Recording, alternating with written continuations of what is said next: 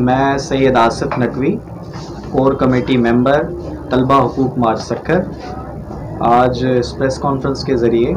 सबसे पहले तो मैं यहाँ मौजूद तमाम मौजूद सहाफ़ीन मुख्तलिफ़ चैनल से उनका शुक्रिया अदा करता हूँ कि उन्होंने वक्त निकाला और हमें अपना वक्त फ़राहम किया। आज इस प्रेस कॉन्फ्रेंस के ज़रिए हमारा मौजू आज तलबा हुकूक मार्च सक्खर है। 26 नवंबर को इस संडे को हम तलबा हुकूक मार्च सक्खर करने जा रहे हैं। लबे मेरान से लेकर ग्लोबल चौक तक 2 बजे दोपहर को। इस मार्च का कॉन्सेप्ट बेसिकली ये है कि ये मार्च, आपको पता है कि पूरे पाकिस्तान में तलबा हुकूक मार्च और तलबा यकजहती मार्चेस होते हैं। स्टूडेंट यूनियंस के लिए, तलबा की एम्पावरमेंट के लिए, सोशो पॉलिटिकल एम्पावरमेंट के लिए, उनको दरपेश मसाइल यूनिवर्सिटी, कॉलेजेस या यहाँ तक कि लाइब्रेरीज़ में वो अपने हुकूक के लिए, अपनी एम्पावरमेंट के लिए मार्चेस करते हैं और रोडों पर पीसफुली गवर्नमेंट से, अथॉरिटीज़ से अपनी जो मांगे हैं वो सामने रखते हैं। आपको बता दूँ तलबा हुकूक मार्च क्या है। तलबा हुकूक मार्च बेसिकली सक्खर के तमाम तालीमी इदारों में पढ़ने वाले तलबा, वो चाहे BNB हो, वो चाहे सक्खर IBA हो, वो चाहे अरोड़ यूनिवर्सिटी हो, GMC हो, लाइब्रेरी हो, ABD लॉ कॉलेज हो, शाह लतीफ़ यूनिवर्सिटी हो, या ऐसे कई इंस्टीट्यूट हैं, उनका अलाइंस है। ये मार्च वो लीड कर रहे हैं, ये मार्च वो ऑर्गेनाइज कर रहे हैं। और बुनियादी इंसानी हुकूक के लिए हमारा मेन मौजू ये है कि जो 2019 में सिंध असेंबली ने बिल पास किया है स्टूडेंट यूनियंस के लिए,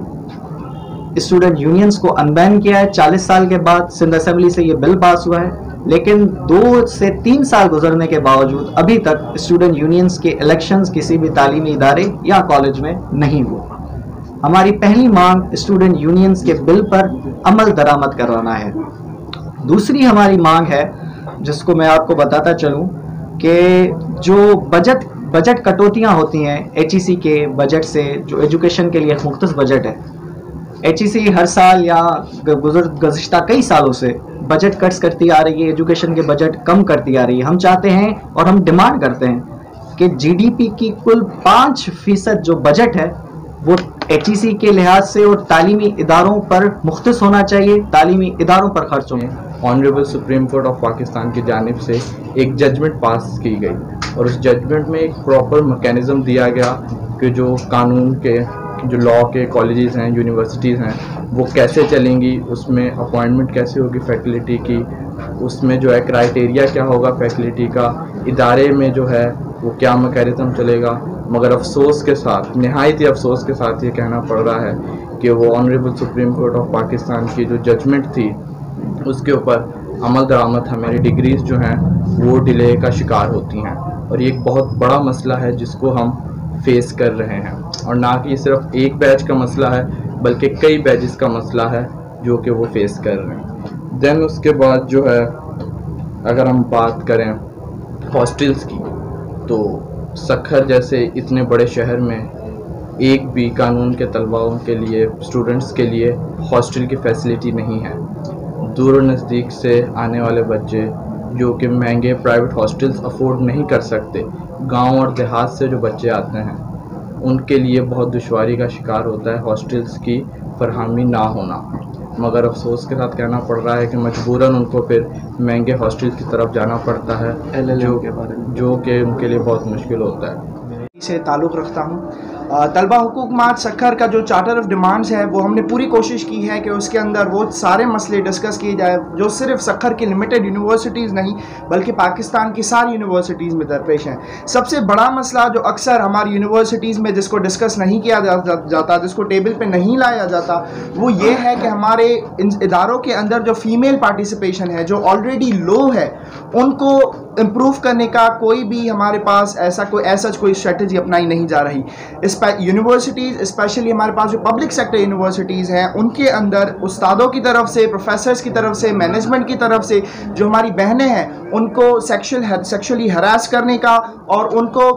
ब्लैकमेल करके मार्क्स के थ्रू और डिफरेंट टैक्टिक्स के थ्रू उनको तंग करने के जो यहाँ पे हमारे पास रवायात जारी हैं, उन रवायात को ख़त्म करने का हमारे पास कोई भी लाया अमल नहीं है। तो हमारा जो मेन मुद्दा है वो ये है कि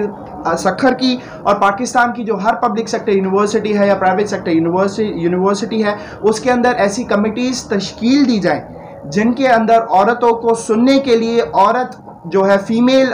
कमेटी मेंबर्स ही मौजूद हों, ताकि फ़ीमेल हमारी जो बहनें हैं वो उनको अपने मसाइल बताने में ईजी फील करें। उसके अलावा अगर जिन यूनिवर्सिटीज़ में कमेटीज़ ऑलरेडी हैं भी सही, तो वो इतनी ज़्यादा एक्टिव नहीं है या उनकी आगाही स्टूडेंट्स को नहीं है, तो स्टूडेंट जब भी यूनिवर्सिटी में इंटर होता है, स्पेशल फीमेल स्टूडेंट, तो उसको सबसे पहले ये बताया जाए कि यहाँ पे एक कमेटी है, अगर आपके साथ कोई भी मसला दरपेश होता है तो आपने उस कमेटी को किस तरीके से अप्रोच करना है, ताकि अगर आगे चल के उसके साथ ऐसा कोई भी मसला दरपेश होता है तो वो उसको हल कर सके। शुक्रिया। पहली बात उन्होंने ये की कि फ़ीमेल्स के हवाले से एंटी हरेसमेंट कमेटीज़ का होना बहुत लाजमी है कॉलेजेस में, और उसके लिए भी मेनली जो उसमें रिप्रेजेंटेटिव्स हों उसमें फ़ीमेल्स होनी चाहिए, क्योंकि यानी कि एक फ़ीमेल जो रिप्रेजेंटेटिव होती हैं उनको शेयर करने में फ़ीमेल भी कंफर्टेबल फील करती है। और उसके अलावा जैसे ये बताया गया कि एग्ज़ाम्स के हवाले से कि एग्ज़ाम्स बहुत डिले हो जाते हैं, वैसे ही वहाँ पर यानी कि जो सिस्टम है हमारा पीछे से थोड़ा